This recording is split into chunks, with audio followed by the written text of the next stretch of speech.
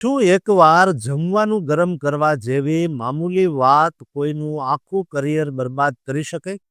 અમેરિકાની યુનિવર્સિટીમાં બનેલી એક એવી ઘટના જે પાલક પનીરના વઘારથી શરૂ થઈ અને છેક ફેડરલ કોર્ટ સુધી પહોંચી ગઈ.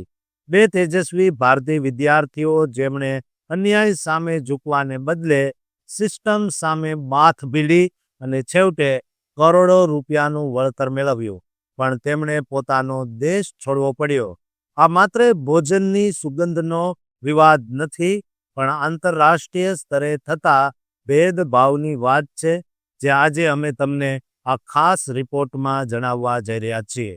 આ ઘટનાની શરૂઆત 5 સપ્ટેમ્બર 2023ના રોજ થઈ, જ્યારે ભોપાલના આદિત્ય પ્રકાશ નામના વિદ્યાર્થીએ કોલોરાડો બોલ્ડર યુનિવર્સિટીમાં પોતાના લંચ બોક્સમાં રહેલું પાલક પનીર માઇક્રોવેવ ઓવનમાં ગરમ કરવાનો પ્રયાસ કર્યો.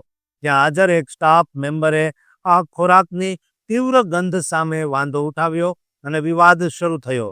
આદિત્યએ સ્પષ્ટ કહ્યું કે ગંધ પ્રત્યેનો દ્રષ્ટિકોણ સાંસ્કૃતિક હોય છે અને તેણે પોતાની જગ્યા માટે લડત આપી. તેના 2 દિવસ પછી તેની પાર્ટનર ઉર્મી ભટ્ટાચાર્ય અને અન્ય વિદ્યાર્થીઓ પણ ભારતીય ભોજન લાવ્યા, ત્યારે તેમના પર રમખાણો ભડકાવવાનો ગંભીર આરોપ લગાવાયો.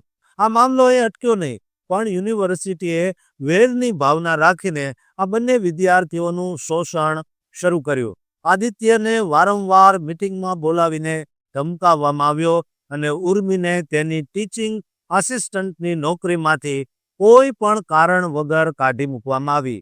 એટલું જ નહીં, પણ આ બંને વિદ્યાર્થીઓએ મહેનત કરીને મેળવેલી માસ્ટર્સની ડિગ્રી પણ રોકી દેવામાં આવી અને તેમનું ફંડિંગ બંધ કરી દેવામાં આવ્યું.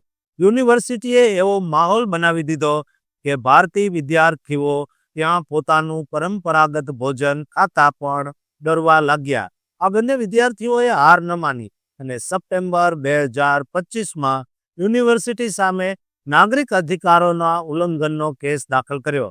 તેમણે આરોપ લગાવ્યો કે તેમની સાથે જાતિ અને સંસ્કૃતિના આધારે ભેદભાવ કરવામાં આવ્યો છે. અંતે ડિસેમ્બર 2025માં યુનિવર્સિટીએ નમવું પડ્યું અને કોર્ટની બહાર સમાધાન કર્યું. આ કરાર મુજબ યુનિવર્સિટીએ બંને વિદ્યાર્થીઓને અંદાજે $1,80,00,000 એટલે કે $2 લાખનું વળતર ચૂકવ્યું અને તેમની ડિગ્રીઓ પાછી આપી. જોકે એક કડવી શરત એ પણ હતી કે આ બંને વિદ્યાર્થીઓ ભવિષ્યમાં ક્યારેય આ યુનિવર્સિટીમાં ભણી કે કામ કરી શકશે નહીં, એટલે કે તેમને કાયમી પ્રતિબંધ સાથે દેશ નિકાલ જેવી સ્થિતિનો સામનો કરવો પડ્યો. જાન્યુઆરી 2026માં આ બંને વિદ્યાર્થીઓ ભારત પરત ફર્યા અને આ કિસ્સો આખી દુનિયામાં ચર્ચાનો વિષય બન્યો. આદિત્યએ કહ્યું કે આ માત્ર પૈસાની વાત નથી, પણ ભારતીયો સાથે થતા ફૂડ રેસિઝમ સામેની એક મોટી જીત છે.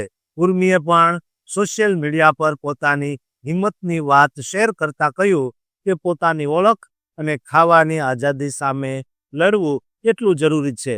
ભલે તેમણે પોતાનું PhD પૂરું ન કરી શક્યા, પણ તેમણે દુનિયાને બતાવી દીધું કે ભારતીયો પોતાના સ્વાભિમાન માટે કોઈ પણ હદ સુધી લડી શકે છે. આ કિસ્સો વિદેશમાં ભણવા જતા દરેક ભારતીય વિદ્યાર્થીઓ માટે એક શીખ સમાન છે કે સંસ્કૃતિ પ્રત્યેનો ભેદભાવ કોઈ પણ સ્વરૂપે હોઈ શકે છે અને તેની સામે અવાજ ઉઠાવવો અનિવાર્ય છે. શું તમે પણ ક્યારેય આવી રીતે કોઈ સાંસ્કૃતિક ભેદભાવનો અનુભવ અમેરિકામાં કર્યો છે? કોમેન્ટ બોક્સમાં ચોક્કસ લખજો. સાથે જ ચેનલને સબસ્ક્રાઇબ કરવાનું ભૂલતા નહીં.